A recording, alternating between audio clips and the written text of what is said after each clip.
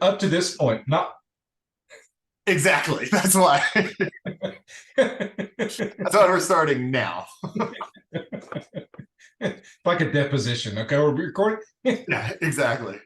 So yes, I'll reiterate that it's been a positive experience for me, and I've made changes in that based on each of the lessons. I love to do lessons, and I love to have information in front of me to help me process that. I'm a small brain person, so I like to get into a routine, and so the flip thing stuck with me from the very beginning, and so that's been really kind of the motivator for me is to just focus on the issue, learn a different way, figure out something to do, and then figure out something to pivot and do differently, and then practice it over and over again. I remember you bringing that up in the session. That's really cool to hear that is a technique because I mean you rattled it off right then. So I mean you put it in there now. So to hear that you're using it is really cool because it's cognitive behavioral therapy techniques. Yes. Yep. Which has been that. I mean, it's all the things that make sense. Like I have this knowledge all in my head, but it's like just reminding me, oh, you do have to do this, and you do have to practice. And part of practice is that I'll only speak to myself, but I get into a season of just comfort, and comfort is that for me. Typically, comfort is I go to the lowest common denominator and the easiest thing to do, and growth doesn't happen in those areas. And so for me to try to grow in this is to really be intentional about thinking about what I'm going to say, and then processing it, and trying to change that, and then practicing it. Nice. Okay, so a lot of the materials sounded like they were beneficial, Flip being one of the best modules. Yeah. Um, Yeah, the second one that we did. So I appreciate that we did. So I will say that 6 weeks is perfect timing on that. You got one intro, 4 lessons, and then the closing. I'll tell you my personal feedback on the closing thing, which won't surprise you probably. I'm not a touchy-feely person, and so talking about how great everyone was and everything is uncomfortable for me. It's not that I can't do it. It's that I just choose not. I just choose not to on a regular basis. But I did appreciate yesterday the things that people were saying, and I do value this group. And what I was telling Cheryl earlier, because we were just talking about this earlier, and she said, "So, are you finished with you?" I said, "Yeah, we're finished." And she's like, "So, like, are you ever going to talk to any of those people again?" And I said, I probably will. I said, Tyler and I have already texted back and forth, and probably Greg is another person I feel comfortable reaching out to. So I said, yeah, that's 2 new people right there that are just in a different sphere of work. And I don't feel like I'm competing with any of those people. I feel more comfortable with them than I do competition. That's cool. Yeah, and Tyler and Greg are really cool individuals. I don't know Greg very well. Tyler's a fraternity brother, but both very insightful and good to have in your network. Yeah, I'm gonna call Tyler. He sent me a chat message, and he was like, "Hey, I'd love to catch up with you." And I was like, "Deal, we'll do it." And so we'll call and follow up. I'll call him one of the days when he's like with his whole family of 8 Puerto Ricans. What's for lunch? You got hot dogs over there? Hey, you have any hot dogs? Well, and how did y'all connect? On through the chat. Oh, okay. So on Kajabi or whatever. Okay. No, I think it was on the Zoom chat. Oh, on the Zoom chat. Okay. Yeah, on the Zoom chat is what we connected with yesterday. So it was during yesterday in the final one, which we had talked about it the week before. And then yesterday he sent me his information in the chat. Cool. Okay. What else about the group coaching? The structure, the time frame. We're talking about the last session being 90 minutes to give people time. Other people have said every session needs to be 90 minutes. I don't know if I like that. No, but I'm a short attention span person. So depending on what size of the group, if we had 90 minutes last week when there was like 3 of us, that would have been painful. Yeah. Yeah. But if you added, what's the typical size of the groups when you guys do them? Usually around 6 to 7. 7 is our cutoff, and Yeah. I mean, if you do 6 to 7, that's really so back to small group mentality. In the church world, it's about 7 is really how many you can maintain. 7 people, I think, is how many you can maintain intimate relationships with, not that kind of intimate, but close relationships with. yeah. With people. Beyond that, it becomes more peripheral, and you're less willing to share with people. So that makes sense. Just on my history of small groups. In group coaching, says a maximum of 8. I just say 7 because, like you, I think it creates more opportunities for people to share at a deeper level. Yeah. Okay, so time frame was good. 60 minutes. We've established every week is a better frequency. I guess what I'm trying to listen for in my mind is Thrive Again was designed one way for companies who didn't want their employees doing a whole lot, but now we're going to the general public who they want that tiered learning. They want more videos and exercises and podcasts, and so we're trying to figure out where that happy medium is. Yeah, and I think you may get some feedback on that. Now, it doesn't surprise me that other people said 90 minutes. What I'm saying is, for me, that's a long time, but it's not like I don't do it. Mark, I sit through when we do board of ministry, it's 3 solid days of 7 a.m. to 8 p.m. meetings, just sitting for 12, 13 hours a day. Oh, the person, this is an individual I didn't really care for very much at Anthem, but they were very analytical, and a lot of data out there shows that 52 minutes is the cutoff concentration wise. So all of his meetings went 50 minutes. And again, I didn't really like him, but I thought that was really smart to buy into the science, not just be like, oh, that's interesting. Yeah, well, we just are trained in. I mean, I'll just speak to myself, but 1 hour is, you just think 1 hour and you move on to something else. In any of my other therapy sessions, they're 1 hour. So whether it's a good therapy session or a painful one, I know, oh, look at that, we're about to end. That's it. Gotta go. What's funny is in graduate school, they actually trained us for that. They're like, you will have some clients who, as they have their hand on the doorknob, they're like, oh, by the way, my wife left me last night. Yes. And you now have another client in your waiting room. You need to do something with this quickly. Yeah. So yeah, it's a tactic some people do. Yeah. Yeah. And a good therapist, we were talking about therapy yesterday, and a good therapist for me is one that challenges me and speaks truth to me, given my personality. And I'm not a soft, cuddly personality. Sure. So I tend to be the one that goes, all right, the start of the session, how are you doing this week? Oh, well, hey, my wife left me. Let's start there. And go from there. And some of that is just, it's just my personality. There's no excuse for it. It's just, that's my personality, and it's not for everyone. I'm just trying to maximize life. Yeah. Look at you, just, living your best life over there. I'm just living my best life. Well, yeah.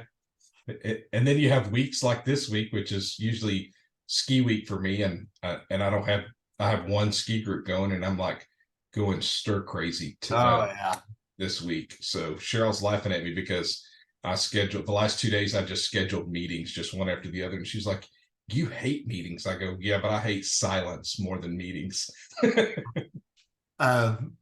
Online, we did this narrative of a couple people reached out asking if they could use their professional development dollars before the end of the year on a Thrive Again program. That's how we decide on a public group.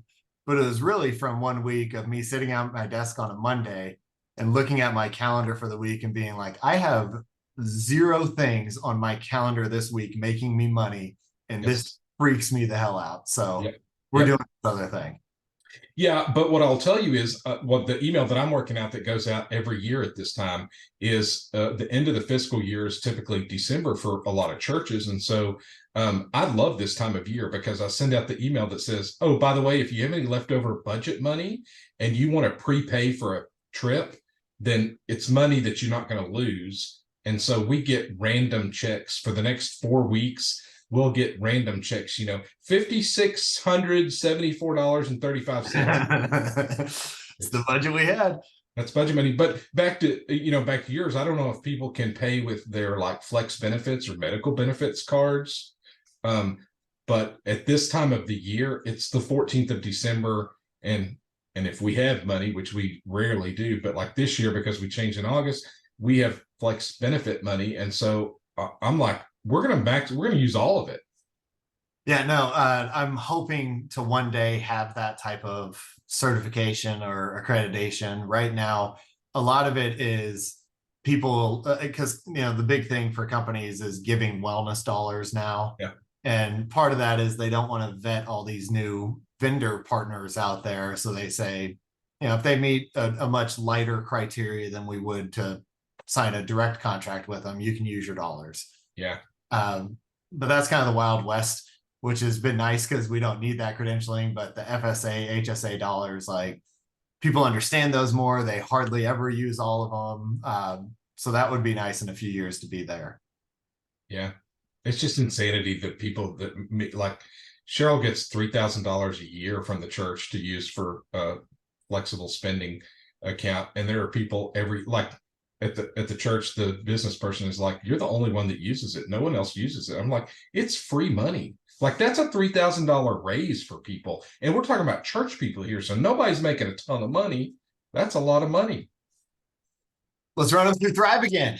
Yes. I'm going to start passing out cards. You got send me some digital cards. I'm going to start passing those out at church. Sorry, this is off topic, but have you seen these dot cards? Yes, Cheryl has them. Okay. So, fantastic. So Cheryl also has, so the dot cards are great, but also she has a dot that's just on her phone. Yes. So you just tap it. Yeah. I thought that was cool. I got this one because it was cheaper and I didn't want to dive fully into it, but it's cool. And I've even tried to dot bomb people like at conferences, just walk by, boom. Yep. And that's when it's great. I wanted to see. That's when it's great is at conferences when you're instead of standing there passing out 50 business cards, you're just sending that right there. A few older people have struggled with it. What do I do now? Push that at the top. Yep. Oh, it's your picture. What do I do with this? Like save contact. Yep. Okay, so here's what I'm hoping you can do now for me. Just a quick testimonial because we need more guys. And like I said, you're kind of our demographic that we're trying to bring in. So if it's okay with you, what I'd like you to do is just, here's what made me hesitant about the program. Here's what I really enjoyed. Here's what I would tell future members to consider. Okay. You think you'd be able to do that? Yeah, I can do that. All right, I'm going on mute so I don't screw anything up. But yeah, the first one is, here are any reservations I had, or maybe like, here's what life was before the program. Here's what I got out of the program, and here's what future members should. Okay, you said reservations and then what?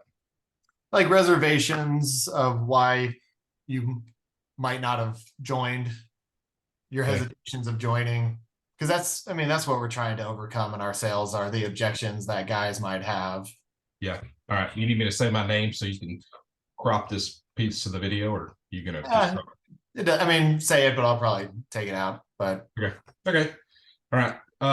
So I just finished the Thrive program, and sorry, look at your camera too, please. Also, yeah. So let me look directly at the camera because my problem is I got two screens. I have two screens going, so I've got to look. Okay. Yeah. Great. Now you're throwing me off, Mark. I know. I'm sorry. I'm done. I'm not going to talk again.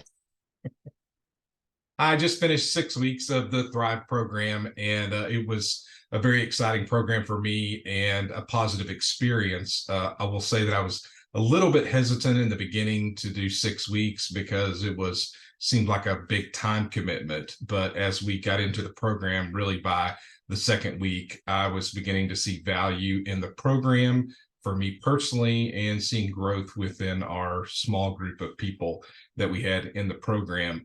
Some of the exciting things that I enjoyed about the program were the lessons that we did, the videos and the podcasts were very helpful. They're very knowledgeable and just practical experience that I was able to apply in my own life. I think for the future, this is an exciting program. I totally recommend it for other people to do, not just for personal growth, but for professional growth. And for me, I was intending to do both professional and personal growth, and I saw growth areas in both of those. So I thoroughly enjoyed the program and recommend it.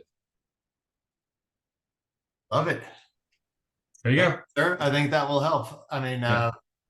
I have a clip now of, I think, 3 or 4 different guys, and then like 12 women, so need to sprinkle in more guys in there. So this is perfect. Well, and I think the challenge, and even the challenge for me, was like, oh, wait, how many women are going to be in this group? Because I'm kind of an odd duck in the circles that I run in, that like either I'm leading programs or involved with people.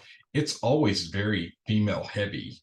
And so I'm very comfortable around a bunch of women, but not everyone is.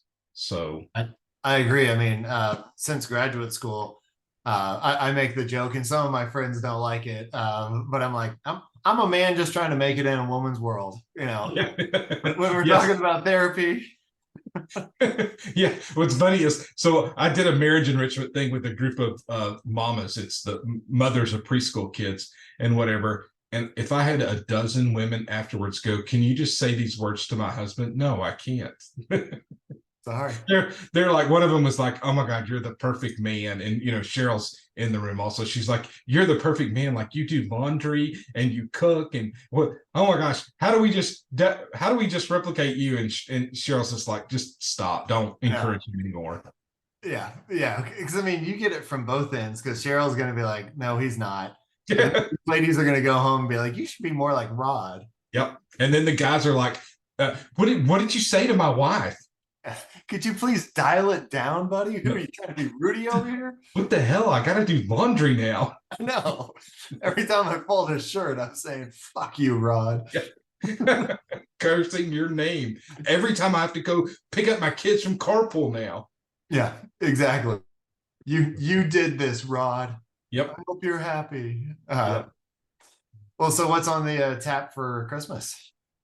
We'll be here. Cheryl's she's a reverend now, so she's got to do church stuff, and which we always did. Braden's in between churches right now, so which is a nice way of saying he's been unemployed since August. Yeah, it's a nice way of saying it.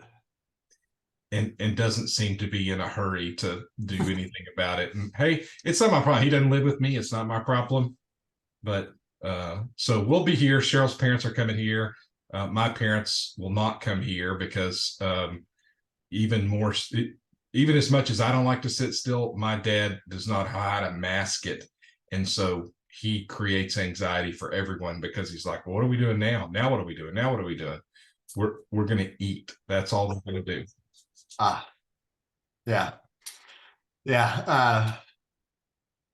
We're on the opposite end there, where my dad, is basically relegated to the house now, since he can't drive, and so it's a lot of hanging out and him, trying to act like he knows what's going on. Like, we'll watch Cowboys games and he'll be like, who's that quarterback now? Dak? And it's like, yeah, Dak Prescott. He's been there for a little bit now. Why is he not driving?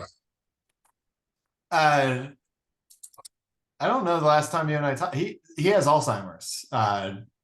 Pretty again at this point. I did not know that. Yeah. So he had his license yanked about a year ago. Really? Yeah. Who yanked it? His employer? Or he wasn't employed. No, I mean he's been. It was the doctors and us.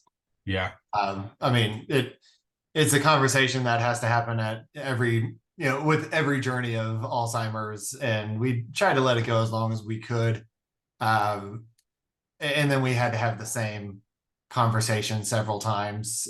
He was very frustrated because the test they administer to see if he's able to drive is a paper test that they walk around you and like yelling or distracting you in certain ways. And he was just like, how can they really evaluate if I can drive based on a paper test? And so I would often bring up, I was like, Dad, it's like in my world, workplace mental health. If you're working on a factory line and they're concerned about your ability to work, they're not going to put you in that job to see if you can do it or not because of the danger involved. They're Yeah. going to figure out another way to assess you. And this is the best they got. And it seems like you're not even passing those assessments. Uh, Yeah. and like the Yeah. last time I drove with him, we were we were driving to a couple different places, picking up dinner and all this. And he was doing pretty well. And I was like, this isn't that bad. And then like we pass some place that used to be like Foot Locker or Athlete's Foot or something. I don't know. And I was like, hey, Kyler used to work there. And he was like, how's old Kyler doing? And I was like, Pops, he actually, passed away in 2017. And Yeah. like dad truly like he did this. Yeah, I'm sorry, Mark. And I couldn't tell if he was saying sorry for forgetting or sorry because I lost my best friend. And it's like, you're driving this car right now. So yeah. Pull over now. Yeah, Pull over. we need to talk. And so like we had to hide his keys for a long time. And then we sold both their cars and got my mom another one to just be like, this is the car. You don't have your own car anymore. So it's been tough. He's slowly getting it, but yeah, he doesn't leave the house much anymore. Yeah. So are they still living over here at Legacy? No, they're at Parker and Preston and Parker. So are they still living alone, or has he moved into any kind of a facility? No, they're still on their own, but that could change at any moment because if they were in Amarillo glamping at a Paladero Canyon with three other couples, and the floor of their cabin was like a Spanish tile. He passes out, like the whole side of his face is bruised for months, and my mom thought he was dead right then from a heart attack. Yeah. She uh she hurts her back so much rolling him over that she has to have surgery. And she had that and everything, but it was one of those, if that happens again, Yeah. it's over. We need either hospice care, which is uber expensive, or an assisted living facility, which sucks. But yeah, I mean, it feels like the shoe's going to drop, any day now, honestly. Yeah. Well, and unfortunately, I'm in that stage of life, probably more than you. It sounds like you're in there now, but I'm in that stage of life now where we're having as many conversations about kids moving out as we are about parents moving into assisted living and dying, and and having those same struggles of like taking car keys and hiding. I mean, like you say, hiding the car. We have friends that have just gotten to where they have to literally hide the car because the dad will go walk the neighborhood looking for his car. He's like, I know my car's here somewhere. Yeah. I mean, luckily, my dad has, he's put up his argument, but he's never gotten like angry about it. And he will quickly revert back to, I know the strain this is having on, your mom, my wife. I don't want to make this harder for her, but I just don't think this is right. I don't believe they're accurate. Yeah, but you're a therapist and you understand stages of grief. Yeah. And so he will get there at some point. And it's helpful for us as the family to understand that's an appropriate stage of grief, and it's not one that he has to live in. Yeah. And I mean, like we've been dealing with this because he was diagnosed with mild cognitive impairment probably 7 or 8 years ago now. So we've seen it coming, and he's very focused on not being a vegetable. Yeah. He's asked Brian and I when the time is right if we would take his life because so much of his treatment plan was taking care of his physical health. And, Yes. and now he's sitting there going, yeah, I'm uber healthy and my mind's almost gone. And I don't want to sit in a chair for years because my heart still works. Yeah. So So he kept phrasing it to Brian and I as I do not see any value in that scenario. I do yeah. not see how our family values from that. And I was just like, okay, when Rod dies, very nice. So it's a very stressful document for Cheryl, but uh, mostly it's stressful because I just updated it and I said to her last week, hey, I've updated it. And by the way, you have been removed as the person responsible for my medical directive. Now it's Mackenzie. And she's like, what the fuck? And I said, because I trust that Mackenzie will pull the plug when it's time and you won't. Ooh, And you she's got the like, brass balls, huh? she's like, oh, this is just painful. And I said, listen, I've had a chronic disease. I've had a chronic illness since I was 21. Look, I'm going to live the years that I haven't enjoyed them, but I do not want, I'm like your dad. I don't want to wither away for years. Yeah. Like, take me to Colorado and push me off the chairlift or something. I don't know. Yeah. And I mean, to be honest, I'm surprised Nicole isn't more freaked out about my stuff because have you heard of SUDEP? Mm-mm. Sudden unexpected death from epilepsy. It's very real. Neurologists and epileptologists do not talk about it, and it's a huge deal in the community because they don't talk about it. But basically, you could be seizure free for years and years and years, and then just not wake up one morning. Really? Yeah, and it happens a lot. Right. And so it's just one of those like, yeah, every night. This could be it, and the doctors cannot tell you why. There was a really famous like Disney Channel star who he was like 17 or something, had been seizure free for 4 or 5 years, and then just didn't wake up. And that's when she was like, what is this? Like she saw it in an article. I was like, that's SUDEP. She's like, do you have this? I was like, everyone with epilepsy has this or could, potentially have this. Has the potential for that. Yeah. I think I remember the Disney story too. Yeah. So Hey, do you want to know? You want to know what time it is? is it walk time? We can do it. Let's see. Yeah, buddy. Time to get a walk in. That heat is he's like clockwork now, and I took him for a walk this morning at 5:30. So Oh, nice. we'll see how this goes. Another dark walk. Well, I'm sorry to hear that about your dad. I did not know that. So I appreciate it. But it is what it is, and that was one of the reasons why Brian moved to London was pretty stressful. But they're back now, and it was funny though that like 4 or 5 years ago when they still lived in Texas, my mom like in a conversation between the two of us was randomly like, well, I assume when your dad passes I'll come live in Denver, and I was like, his son is like 20 minutes away. What the hell are you talking about? Yeah, the hell you, I mean, sure, mom, we can talk about Of course, yeah. Yeah. Yes. And like in my mind I wanted to blurt out, but you like his wife, why? So Yeah.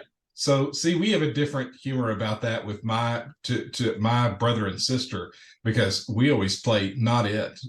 Look, I'm not it when dad, and we're convinced that that if my mother dies first, it will be horrible because my dad can't wipe his own ass. And then we're like, you know what? We could tolerate my mother living because she's at least helpful. And but boy, if you had, I tell my sister all the time, you live in Lubbock, he is staying with you. Yeah, it's only fair. So yeah. Yeah, and I was gonna say one more thing, but I totally forgot. No, it doesn't matter. Anyway, thank you for all your help. I really appreciate it. Well, I appreciate you including me in this program. I know it was valuable to me. I enjoyed it. Cool. Well, I appreciate that, and we'll evolve it from here. The alumni community, we're going to have I don't expect people to log into the community that much, but we're going to have an email that will come out probably twice a month with exclusive content just for that kind of group.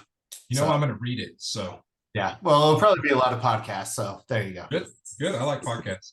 All right. Well, tell everyone on your end hi. I will tell Nicole hello. We'll Will talk to do. you soon. Enjoy that walk. Okay. All right. Bye.